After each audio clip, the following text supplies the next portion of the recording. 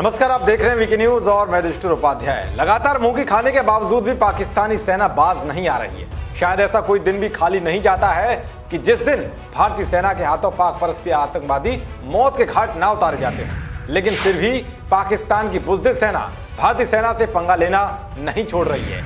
इन सब बातों के बीच जब आपको दिखाने जा रहे हैं, सीमा पार भारतीय सेना ने पाकिस्तान की सेना को ऐसा रौद्र रूप दिखाया जिसके बाद पाकिस्तान के हुक्मरान से लेकर बाजवा एंड कंपनी के खेमे में हड़कंप मचा हुआ है।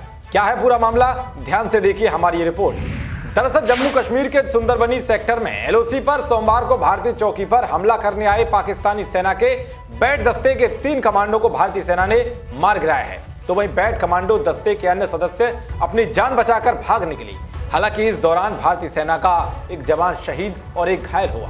भारतीय सेना की इस जवाबी कार्रवाई से पाकिस्तानी सेना में हड़कंप मच गया और इसके बाद कायर पाकिस्तानी सेना ने एंटी टैंक गाइडेड मिसाइल दागने के साथ साथ मोर्टार और तोप खाने से गोलीबारी शुरू कर दी। देर रात तक दोनों तरफ से भीषण गोलीबारी होती रही। आपको बता दें कि राजौरी के सुंदरबनी सेक्टर के अंतर्गत कैरी बट्टल इलाके में एलओसी पर स्थित ललियाली चौकी पर दोपहर बाद पाकिस्तानी सेना के बैट दस्ते ने हमला कर दिया।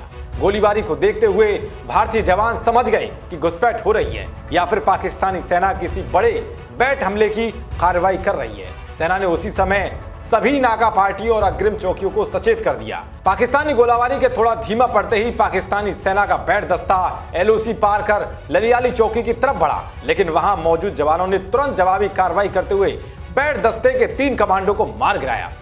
इसके बाद उनके बचे हुए साथी वापस अपने साथियों के शव किसी तरह अपने इलाके में ले गए। इनके शव एलओसी के अगले हिस्से में पाकिस्तान के कब्जे वाले इलाके में पड़े हुए नजर आए। रक्षा मंत्रालय के प्रवक्ता कर्नल देवेंद्र आनंद ने बताया कि पाकिस्तानी सेना ने सुंदरबनी सेक्टर में संघर्ष विराम का उल्लंघन करते हुए भारतीय ठिकानों पर गोलीबारी की। इसमें एक जवान शहीद हो गया। उन्होंने बताया कि इसी दौरान अग्रिम इलाके में नाका पार्टी ने कुछ संदिग्ध तत्वों को भारतीय इलाके में घुसते हुए देखा। जवानों की ओर से ललकार जाने पर उन्होंने फायरिंग शुरू कर दी और वापस भागने लगे। जवानों ने भी जवाबी फायर किया और उन्हें वापस भागने पर मजबूर कर दिया। बता दें कि पिछले दिनों ही जम्मू कश्मीर में भारतीय सेना के जवानों ने पाकिस्तान की तरफ से की जा रही घुसपैठ की कोशिश को नाकाम करते हुए पाकिस्तान के 5 से 7 बैट कमांडो को ढेर किया था, लेकिन फिर भी यह बुज़दिल देश अपने नापाक हरकतों से बाज नहीं आ रहा है। खैर कुछ भी हो, मगर जिस तरह से भारतीय सेना ने एक बार फिर से पाकिस्तान के बैट कमांडो को ढेर किया है, उससे इस नापाक देश को सबक लेना चाहिए। देश और दुनिया की तमाम खबरों को पाने के लिए देखते रहिए वीके न्यूज। शुक्रिया।